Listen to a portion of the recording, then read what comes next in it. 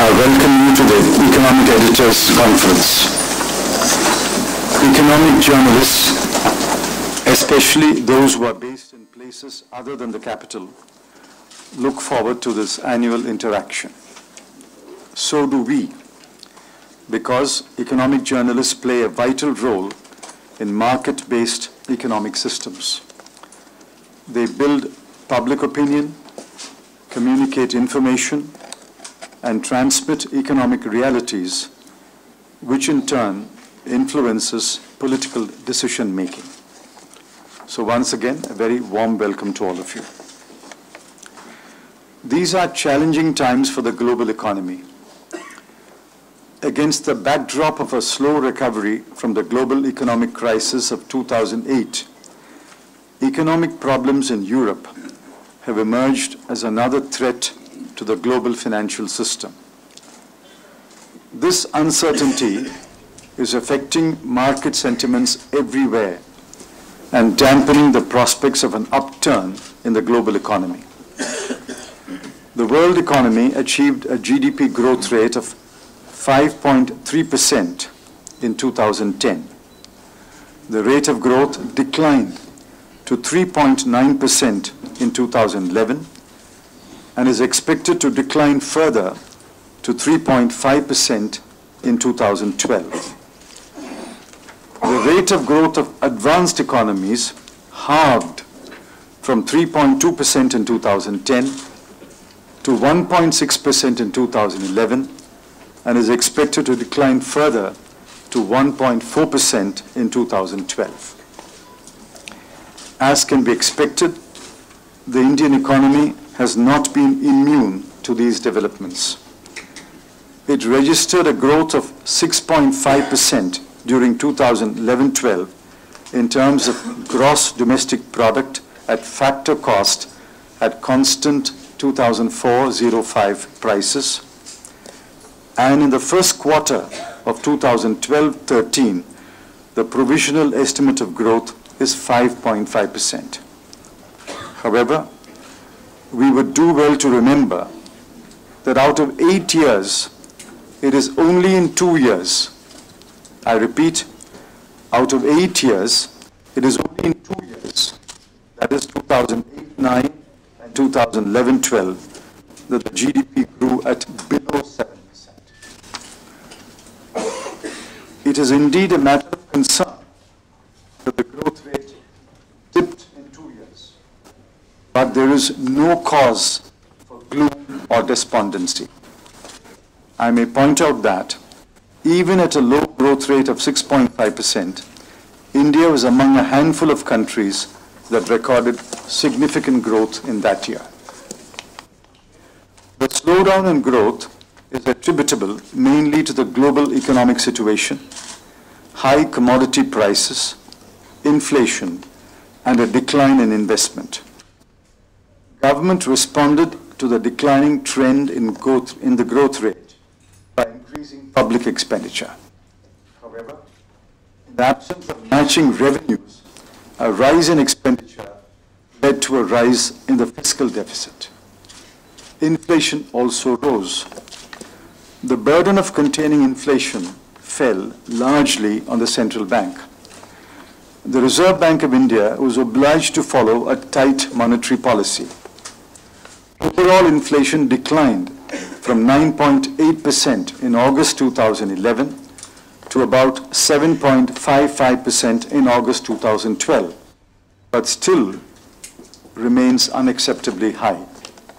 A tight money policy has dampened investment as well as growth, particularly in the industrial sector. I think all of us would do well to note the limitations of monetary policy action. It is government's firm belief that fiscal policy and monetary policy should work in tandem so that the common objectives of containing inflation and stimulating growth are achieved. Let me say a few words on inflation. It has been an issue of persistent concern over the past few years. We have seen some moderation in recent months. Inflation, measured in terms of WPI, has been in the range of 7 to 7.6% in the recent months as a result of the measures taken by the government and the Reserve Bank of India. WPI inflation in August 2012 stood at 7.55%. However, with food inflation continuing to be high, we must take more steps in order to contain inflation. Growth comes from higher investment. We achieved a high investment rate of 38% in 2007-8, and in that year, the GDP grew at 9.3%. Hence, the foremost task before us is to promote savings, channelize the savings into investments, and achieve a rate of investment of 37 to 38% of GDP. At that level, given India's incremental capital output ratio, I'm certain that growth will recover to 8% or more and perhaps touch 9%. While it would be premature and ambitious to talk of 9% growth, we should keep that rate of growth as our objective and progress towards achieving that objective. It is in this context that the 12th plan has projected an average growth rate of 8.2%, with growth in the terminal year projected at 9%. Long-standing structural reforms required to achieve high investment and high growth rates have been held back because of many reasons. Among them are the concern to protect the flagship programs that have been designed to benefit the poor, the need to forge a consensus on reforms, the practical necessity to garner support across the political spectrum to pass legislation, and the assertion of states' rights that sometimes turns into opposition to structural reforms. Nevertheless, we are now addressing the difficult areas of reforms. I consider that it is my duty to place before the people the truth. India's economy is challenged. The state of the economy is reflected by universally accepted indicators such as the fiscal deficit, the revenue deficit, and the current account deficit. Let me tell you the plain truth. Without reforms, the risk of a sharp and continuing slowdown of the economy will be present, and we cannot afford that risk given the imperative need to generate jobs and incomes for a large population, most of whom are young. For example, take FDI in retail. What is the controversy about? The first comprehensive cabinet paper on FDI in retail was prepared by the NDA government in 2002. It was considered by a group of ministers. That paper acknowledged that FDI in retail was essential to improve the supply chain in agriculture, which alone will bring benefits to both producers and consumers. That paper also endorsed the argument that FDI in retail would generate millions of jobs. The idea was never rejected. So, why should there be a controversy when the government announced its intention to lay down guidelines in order to enable FDI in retail? Government has made it clear that the ultimate decision whether FDI in retail will be allowed in any state will rest with the state government concerned. No state can say that other states should also allow FDI in retail.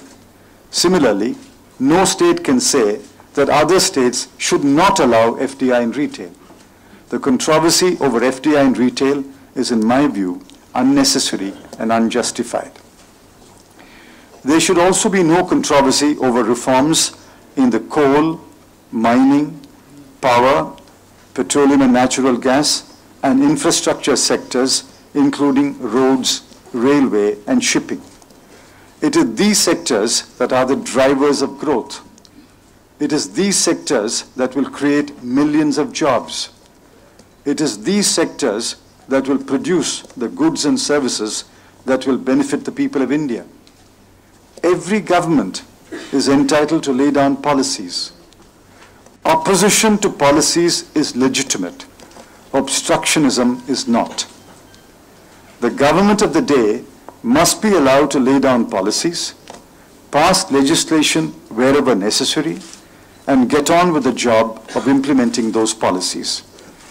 Whether the policies are right or wrong, and whether the policies have brought benefit to the people, are matters in which the people alone can pass a judgment. Under our system, there is a judgment day for every government at the end of 5 years. Many steps have been taken in the last few weeks to get rid of the sense of stagnation and to get on with the task of restoring high growth. I have spoken on a few occasions on the measures taken by the government, and hence I shall not repeat the arguments today.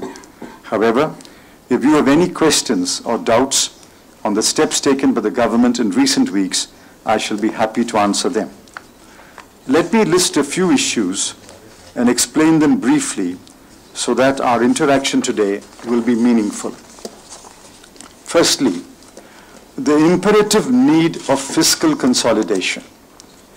No one will have confidence in the Indian economy if there is uncertainty about the fiscal stability of the country. The recommendations of the Kelkar Committee must be understood in that context. The Kelkar Committee, I believe, has presented the worst-case scenario. It is our duty to avoid the worst case and do everything possible to contain the deficits. After carefully examining the feedback on the Kelkar Committee's report, it is our intention to announce a credible and feasible path of fiscal correction beginning this year and ending with the 5th year of the 12th plan. Secondly, the need to contain inflation. A depreciating rupee will worsen inflation. We have no option but to import a number of goods and in some cases services. These include crude oil and petroleum products, fertilizers, coal, organic chemicals, transport equipment, machinery, iron and steel, edible oils, and project goods. In 2011-12, the value of the top 20 essential and unavoidable imports was US dollars 438 billion. The value of the rupee is an important factor that affects the value and therefore the cost of imports. A depreciating rupee will also impact trade and investments, hence the need to stabilize the exchange rate. I believe that we have met with moderate success. The rupee had touched a low of rupees 57.22 to $1 US on June 27, 2012. On July 31, 2012, the exchange rate was rupees 55.80. A short while ago, this morning, the exchange rate was rupees 52.13. Thirdly, given our deficits and the depreciation of the rupee, the crucial role of foreign investment is self-evident. Hence the measures to promote capital inflows. In the hierarchy of inflows, remittances by Indians overseas and foreign direct investment are preferable to debt-creating inflows.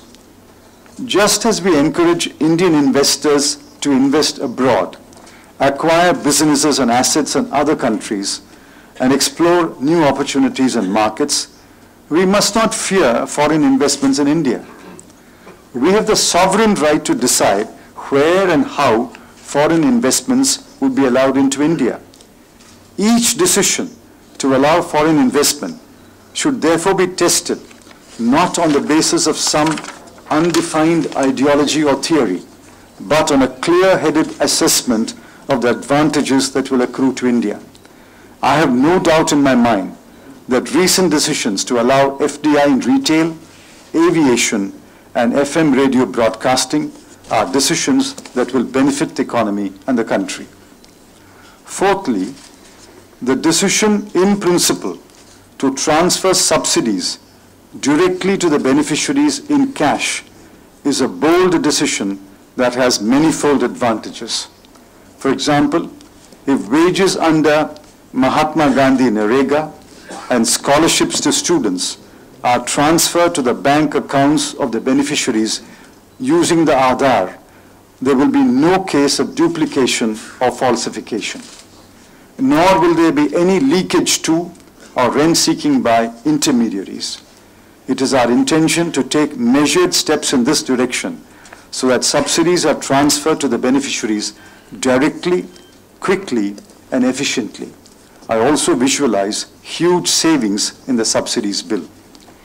I could explain the government's point of view on some other issues and some other decisions that were taken recently, but having regard to the paucity of time, I shall leave those for the interactive session. Friends, let me conclude by asking for your understanding and support. I had underlined your vital role in communicating to the people. I believe that the India growth story is sound and the reform momentum will remain strong and unabated. We should shed self-doubt. We should banish irrational fears. We should embrace the future with confidence. We should believe that we have the capacity to overcome any crisis, as we did in 1991, 1997, and 2008. We have a good story to tell the people of India and the rest of the world, and I ask your support in communicating that story. Thank you. Thank you, sir.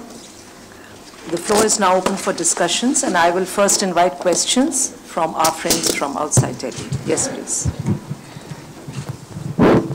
Multi-brand retail will be allowed only in cities with a population of 10 lakhs and above, and in states where the state government is willing to implement that policy.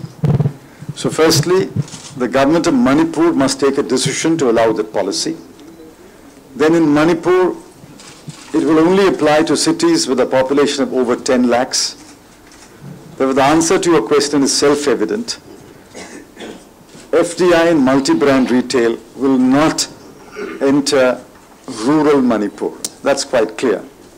But I'm not aware of the exact population of Imphal, which is your biggest town. If Imphal has a population of less than 10 lakhs, it will not even enter Imphal. Sir, my name is Sushil Chaudhary from the Indian Government of Tripura, Northeast. Is there any possibility to come down the price of LPG or diesel in the future? See, an LPG cylinder today, the cost of an LPG cylinder is about 800 rupees. That's the cost. Now, we don't determine the cost. It's the producer of LPG who determines the cost of LPG. And there are transport charges, charges in filling the cylinders, the price of the cylinder, the cost of transport. It costs 800 rupees. Broadly today, the price of a cylinder, at least if you take Delhi, is 400 rupees and the subsidy is 400 rupees. People are paying for 1/2 the cost of the cylinder. Government is bearing the subsidy for the other half of the cost of the cylinder. Now, if LPG prices can go down, only if the cost of LPG goes down. Only if the price of LPG fixed by the producer goes down. So, Government of India has no control over the price of LPG. And we have reduced the customs duty and excise duty on domestically consumed LPG to 0 and 0. Is there any possibility to increase the subsidies by LPG per family? See, I have a very general statement to make. Whatever the people of India consume, it is the people of India who have to pay for that consumption. If we consume something, no other country is going to pay for it. We must pay. And how do we pay? We can pay either by the price of the product, or you can allow me to tax you and take part of the payment by tax, or I must come to the people of India and borrow money. whichever way you look at it, the price of a product consumed in India must be paid for by the people of India. We can pay it either by a price or a tax or a loan. The burden ultimately will have to be borne by the people of India. Therefore, while we collect 400 rupees price on an LPG, the rest is coming from general tax revenues and the borrowing from the people of India. I am Dr. Abraham. I am from far south. Consider. I am from far south. I am from Kerala. I represent the vision of Delhi. First of all, let me congratulate the finance at present for kickstarting and reversing the trend of economic decline. As you have already observed, it was sliding gradually for the last, sometimes very fast, for the last 2-3 years. From 8 or 9%, it has come down to less than 6%. It is very, very unfortunate that we were coming down. But questions I want to ask. One is, there is lot of fee, even if it is implemented in some states, if it has to have its beneficial impact, there should be free movements of goods. So you should introduce the Goods and Services Act as fast as possible.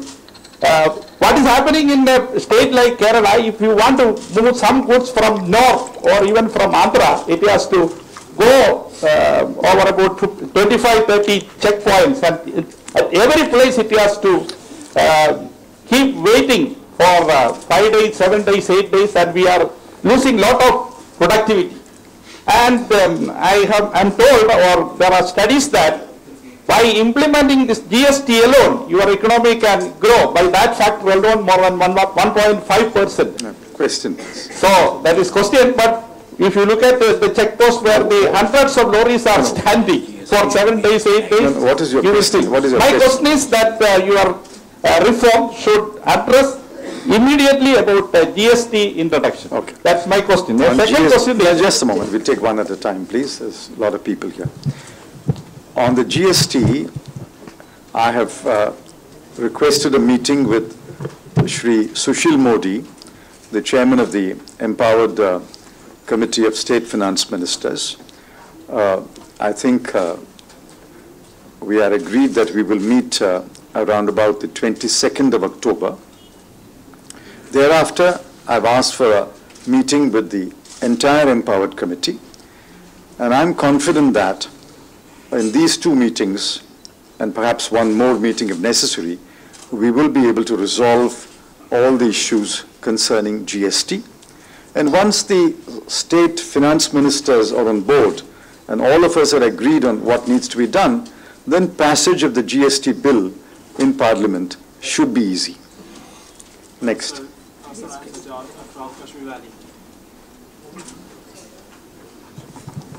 So I'm Sajjad from Kashmir Valley, and my question is regarding that region only.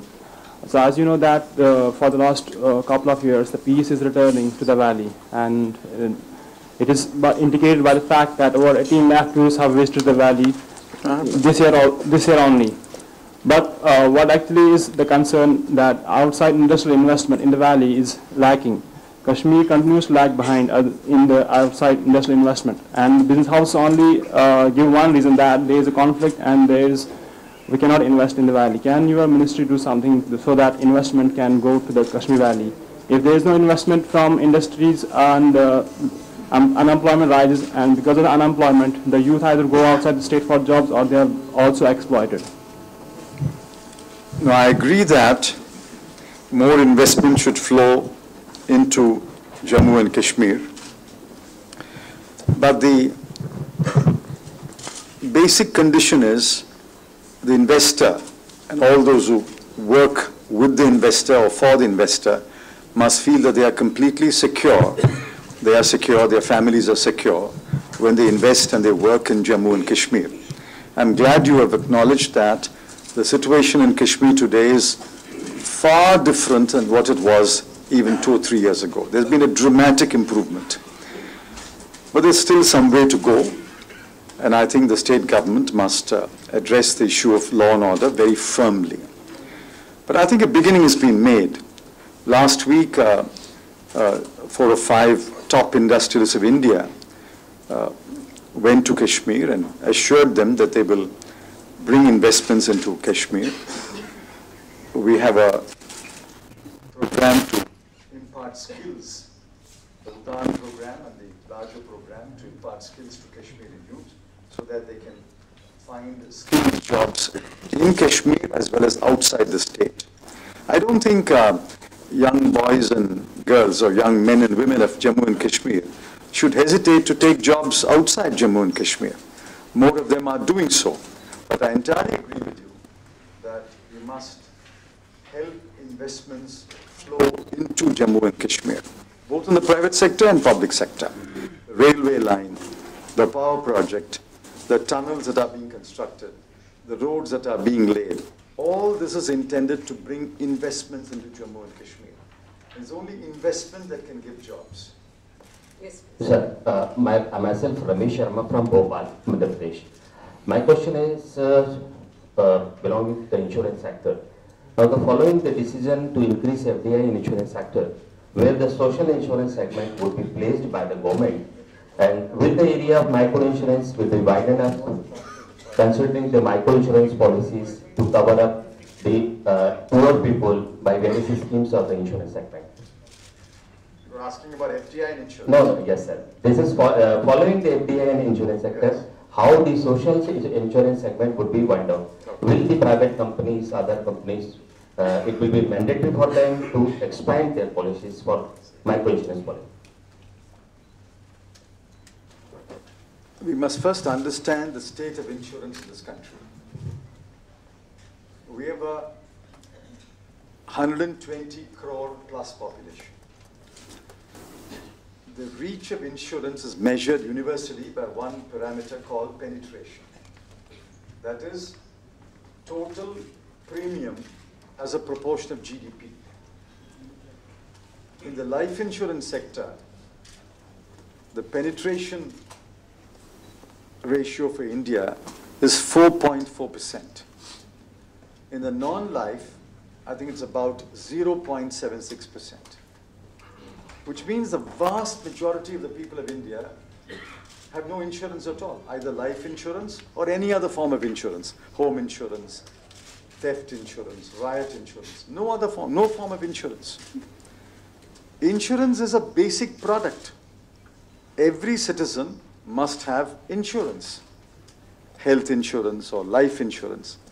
But a very small number in India has insurance.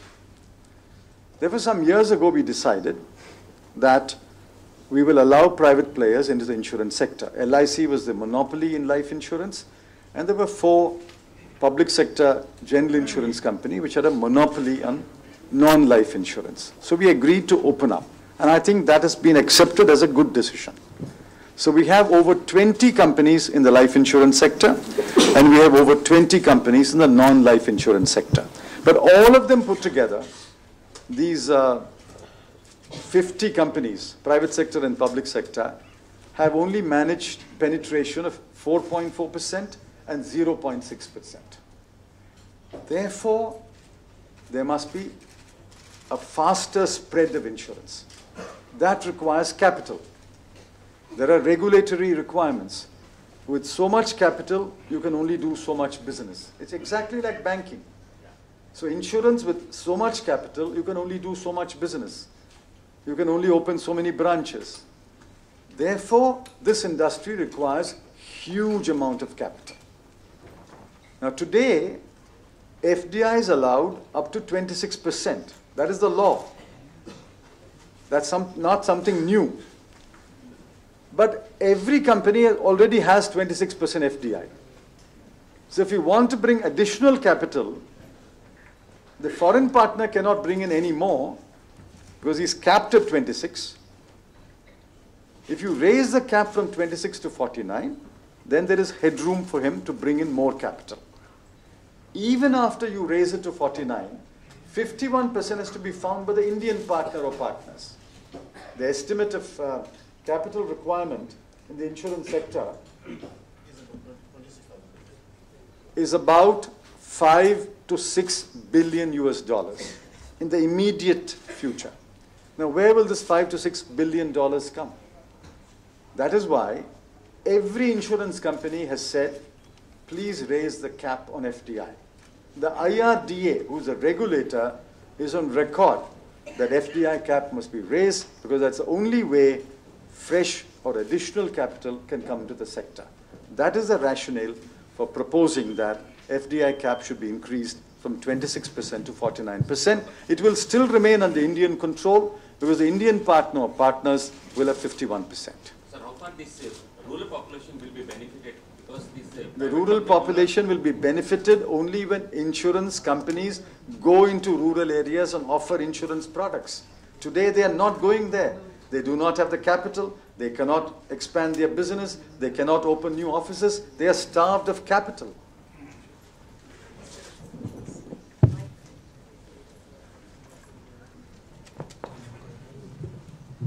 Vishwanathan, Elite Industrial Economics from Chennai. Sir, I had... You must be the only person here who's attended every economic editors conference in the last, I think, 3 decades. Welcome. For almost 40 years, sir. Thank you so much. Sir, the question is very simple, sir. You have lots of expertise, lots of resources at the center. At the state level, these are missing enormously. And unfortunately, all the wisdom, all the elocution we have here are confined mostly to the center, sir. With my experience, I am telling you, earlier we used to have not merely ministers, also bureaucrats, used to bother to visit state capitals to explain the various implications from time to time. They're almost totally dried up now. Look at the problems. West Bengal, the finances of West Bengal, the finances of Kerala, the finances of Punjab, the finances of Tamil Nadu are all in absolute shambles. They have enormous debt burden. They have large concerns about subsidies and other things. They don't have any money generated for surpluses. I want to make an appeal to you that other parts of the country are also part of India. Please do take these. You are doing such wonderful work in Delhi. You are so eloquent in explaining many of these things so beautifully. Also with your, I don't think many of your secretaries bother even to visit Chennai once a year. They have to go to various state capitals to explain this. Even Mr. Meena made an appearance once in 2 years or so. So I request you, sir, this is very essential. One additional small permit me on this insurance question. Sir, the state government, Tamil Nadu and Andhra to some extent have taken insurance to, health insurance to the masses. 4 crore of the Tamil Nadu population is today covered by the health insurance up to 1 lakh rupees. This is a model like the midday meal scheme, can be emulated at all India everywhere. It is now being done in Andhra and to some extent in Maharashtra. Why don't you take it forward to other states?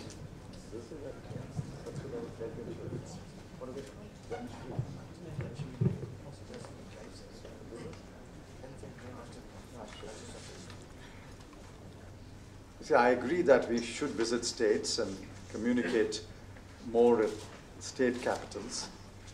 But some of that job is being done by 24/7 television. Often it's the wrong way, sir.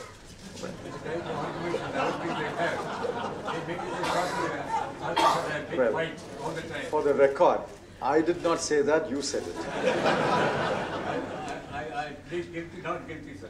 Now, as far as the health insurance point you made, it's the Rashtriya Swasthya Bima Yojana. It's that scheme under which states are encouraged to provide universal health coverage. I think some states have done well. Assam has done it. Other states are doing it.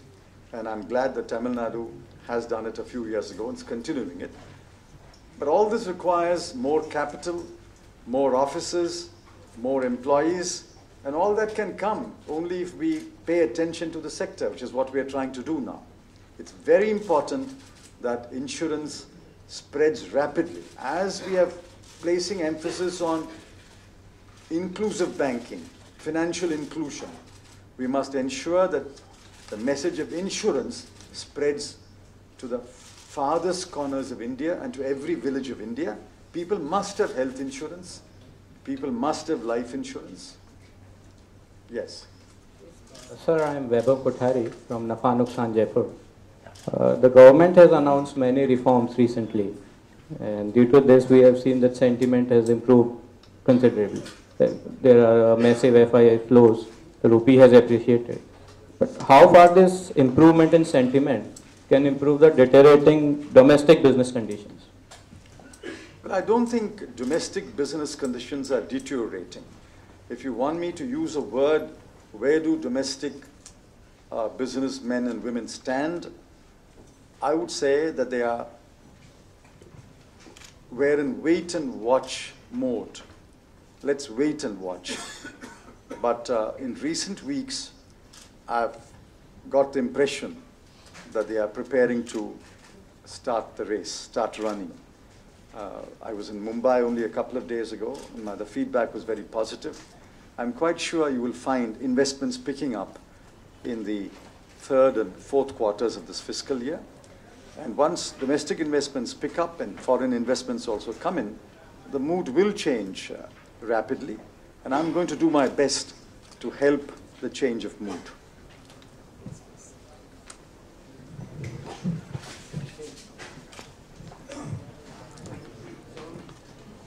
Sir, my name is Somdong Zela from Mizoram. I'll ask regarding our state. Our state government have a flagship policy called New Land Use Policy. New Land Use Policy. Land use policy. Yeah, for this policy, the central government give this year 250 crore. What I want to ask you is that, is this money from Prime Minister's special package? The state government said that we got this from Prime Minister's special package, and central government is very interesting in use Mizoram for a pilot project. Is that right?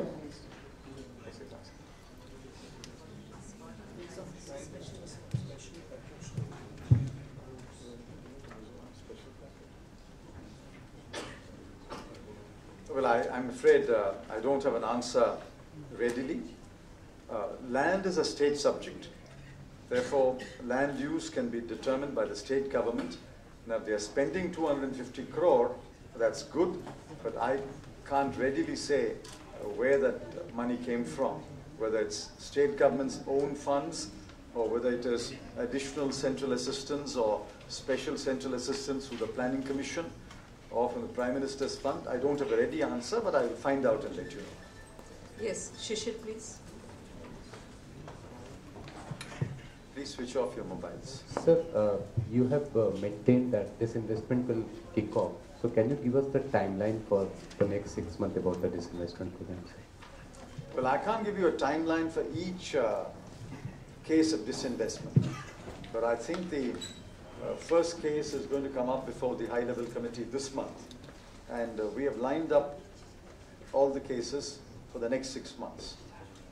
There is a timetable, but this can be subject to change depending upon the market conditions. But I think the first case is coming up someday this month.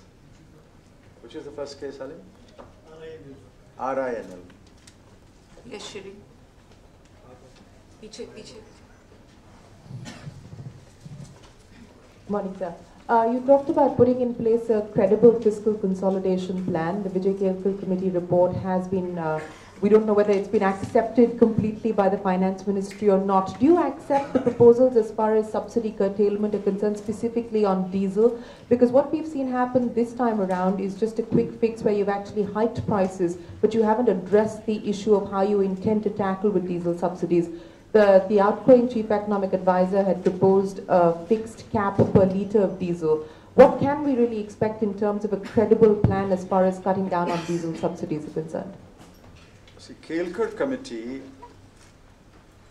has presented the worst case scenario if we do not undertake reforms. But there's another column in the same report which says, with reforms, what can be done? So we have two scenarios. The best case scenario with reforms and the worst case scenario without reforms. And I'm glad that Mr. Kelkar has laid out the truth. In fact, I asked him to do that, and I'm happy he has done that. He and his team have done that. We therefore now have to take the appropriate decisions. But the decisions can be taken only in a political and economic context. The context is as important as the content of the decision. That is why when we placed the KELCO report in the public domain, Secretary Economic Affairs was requested to make a statement, and he made a statement that we have to take appropriate decisions having regard to the context. Some decisions will be taken, but the phase out of the decisions, what can be done now, what can be done towards the end of the year, what can be done early next year, these will have to be very carefully calibrated. But we are committed to announce a fiscal correction path, and I said in my opening remarks, what will be the FD and RD over the next 5 years, beginning this year, we will make a statement on that. Yes, please, front row. Yes.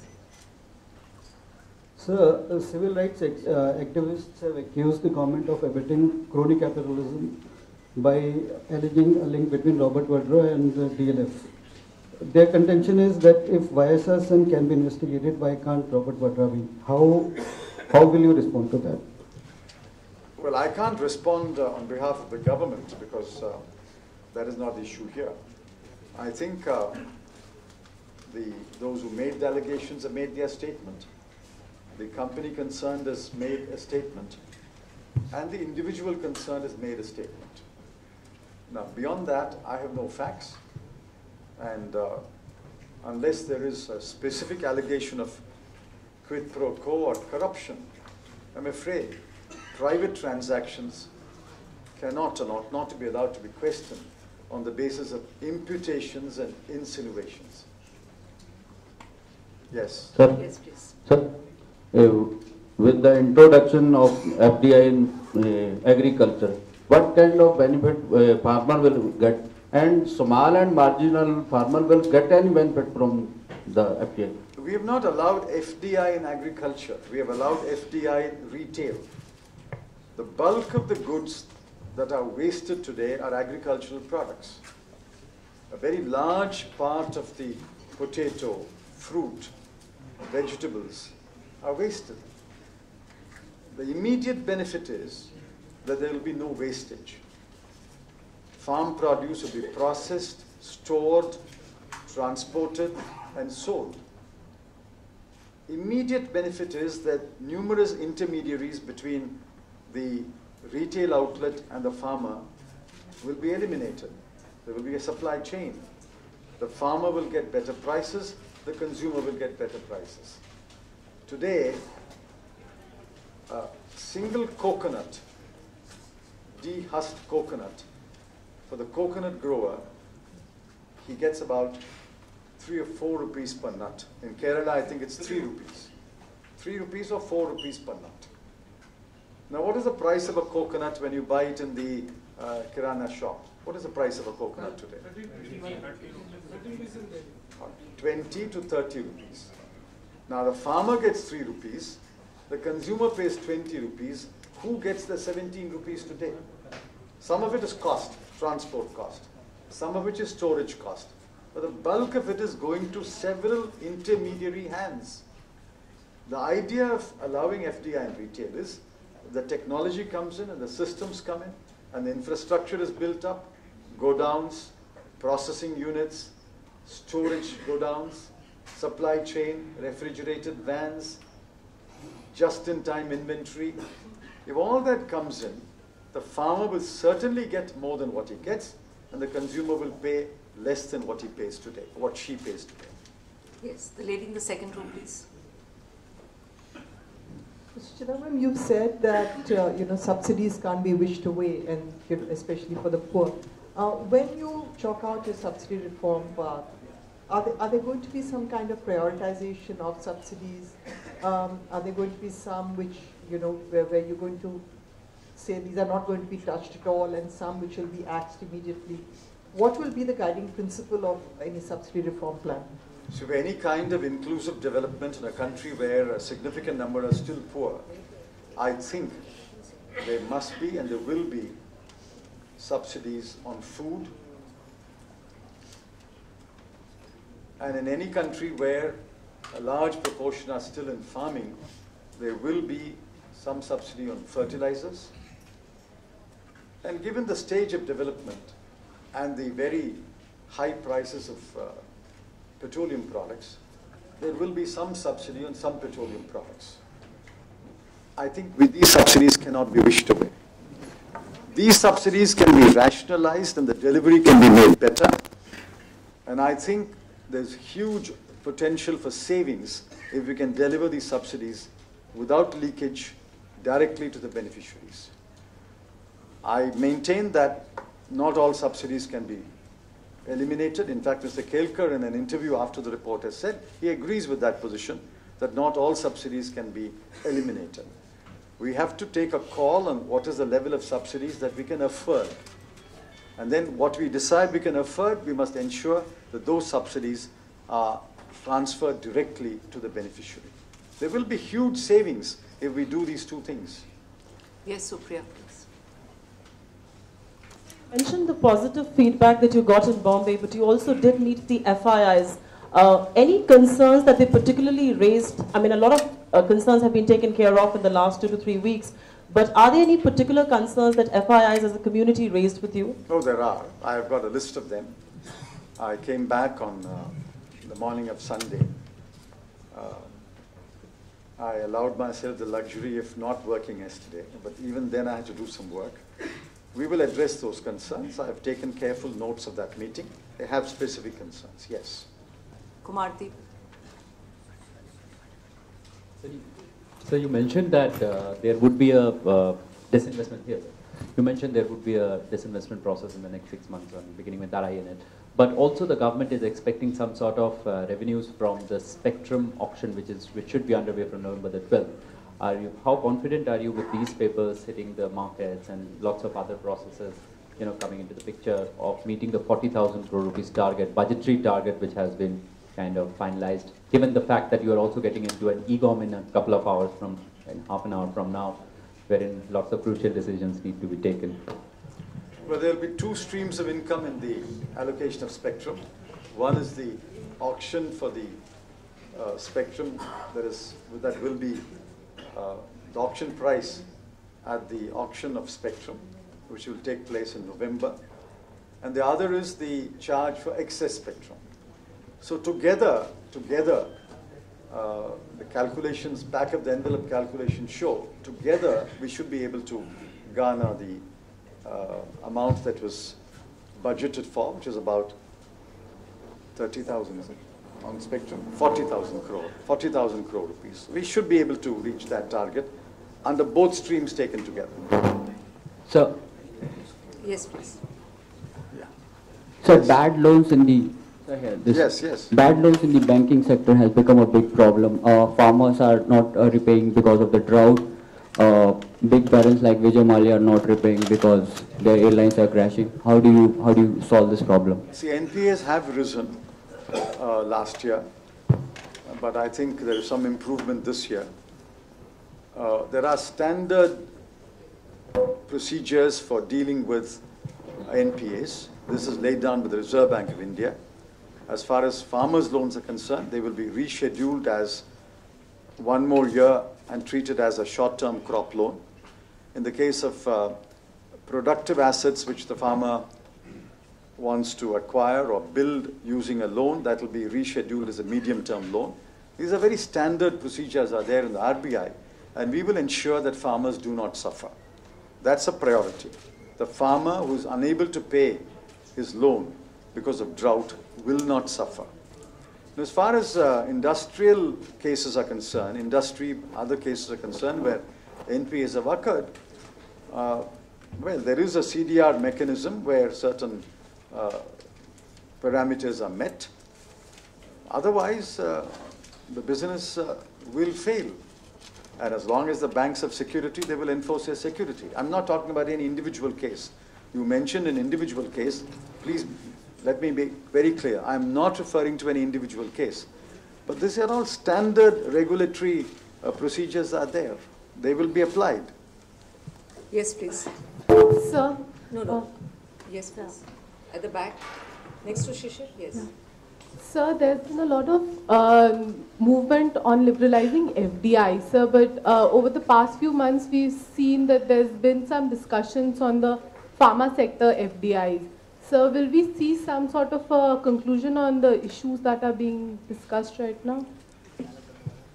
Well, I think we allowed last month we allowed 7 cases of investment in the pharmaceutical sector through the FIPB. Now, the larger policy of FDI in pharmaceutical has to be moved by the Department of Industrial Promotion and Policy. And I think a paper on that is coming to the cabinet. But when the industry minister meets you, I'm sure he will tell you more about where that paper stands. But on a case-by-case basis, whatever is required, whatever approval is required from the FIPB, we will consider that. And only last month we approved, I think, 7 cases of investments in pharmaceuticals. 8 cases, I'm told, 8 cases. Sir? Yes. So certain tax changes in the budget this year are seen as a big dampener from the investment point of view. And investors need some clarity on that. There is Shom committee, there is Rangachari committee available with the government now. Can some changes be expected within this financial year, or will the investors have to wait till the budget for any changes? The Shom committee report on retrospective legislation is under examination. And I agree that we would have to complete that examination quickly and take a view. Once we take a view, I see no reason why we should wait for the budget session. We should move whatever changes have to be brought about in Parliament as early as possible. On the Rangachari committee, that is also under examination. I have not yet applied my mind to the Rangachari committee, but I don't think the Rangachari committee requires any legislative changes, but we'll have to see. Yes, sir. So, at the back. Yes. So in Calcutta, I read somewhere that certain big retailers, they've tied up with what you call mom and pop stores, to sell their products. What I want to know is, would it be possible for the government to tell FDI investors, to tell foreign retailers to tie up with Kirana stores, so that it takes care of both the sides? That will happen. In fact, it has already happened. The first cash and carry of Metro was in Bangalore, and the second one was opened in Kolkata when the CPIM government was there. And the cash and carry Metro does tie up with the retailer. All over the world, you will find that the big retail chains tie up with small, what you call mom and pop shows, or what you call Kirana shops. They won't disappear from the face of the earth. They will remain. They will in fact thrive. They will have just-in-time inventory. They will save hugely on inventory costs. They will get fresh produce. They will get better packaged produce. They will get better priced produce. Let me assure you, the small Kirana shop will actually thrive and prosper when large retail chains are located in the big towns or in the outskirts of big towns. Yes, Santosh, you had a question? Santosh. Santosh. Yes. I am here, sir. Yes. So with the kind of fate previous 2 parliamentary sessions have seen, there may be a question on how the budget would be passed, next budget would be passed. So are you prepared for bringing in an interim budget, one? And if that happens, then what would happen to DTC? Interim budget? Why? There won't be any interim budget. Because last 2 sessions have not been happening at all. Nothing has happened. If the budget is not passed, no one will get his salaries. The point is, budget will be passed. I don't know why you are sounding an alarmist note about budget. Budget will be passed. We've had this difficulty before. In 2004, when UPA 1 was formed, my first budget faced opposition or obstruction or whatever you may want to call it, but ultimately it was passed. The budget will be passed. The DTC, yes, there is the original version of the DTC. Then there is a revised version. Then there is the version reported by the Standing Committee. And then there is a final draft version in the Ministry. We are looking at these 4 versions. and trying to finalize the DTC bill. I hope to do it as early as possible. Sir मैं उज्जवल Narayan ji business से sir मौजूदा आर्थिक हालात को देखते हुए जो GDP growth किस तरह की जीडीपी ग्रोथ की उम्मीद करते हैं क्योंकि बजट टारगेट 7.6% रखा गया था प्लस माइनस 0.2%। मौजूदा कुछ सरकार ने स्टेप्स लिए हैं, इसके अलावा इंडस्ट्रियल जो प्रोडक्शन की मौजूदा हालत है उस पे आप जीडीपी ग्रोथ किस ढंग की उम्मीद करते हैं? What is expectation about GDP growth? See, 7.6 was a target fixed in the beginning of the year, or just before the beginning of the year. Since then, global developments have turned more adverse. As I said, global economy declined to 3.9% in 2011, and now the prediction is it will decline further to 3.5% in 2012. Advanced economies declined to 1.6% in 2011 and will decline further to 1.4% in 2012. The adverse nature of growth is there in every economy. We may have said 7.6. We will still try to work towards 7.6, but I think if we fall short of 7.6, we would still be 4 times the growth rate of advanced economies and at least twice the growth rate of the global economy. Let me repeat that. Even if we fall short of 7.6, our growth rate will be 4 times the growth rate of advanced economies and twice as much as the growth rate of the global economy. No, I don't want to put any number. We'll release the numbers every quarter. We won't put any number now. Sir, this side. So I'm Shubham from Bloomberg TV India. So my question is that the recent reforms that have been undertaken by the government, how many of them will have to be passed by the parliament, and in case they're not passed by the parliament, what is the plan B, the political plan B, sir? Well, FDI and insurance, that clause, and that has to be passed by Parliament. But FDI in retail, FDI in aviation, FDI in FM broadcasting, all that doesn't require parliamentary approval. Some other decisions that we have taken do not require parliamentary approval. Some decisions, of course, would require parliamentary approval. But that is one thing. The other is parliamentary debate. Every subject will be debated in Parliament, and I welcome that. Even if it does not require a law to be passed by Parliament, I would welcome a debate in Parliament, a structured, reasoned debate in Parliament on many of these issues.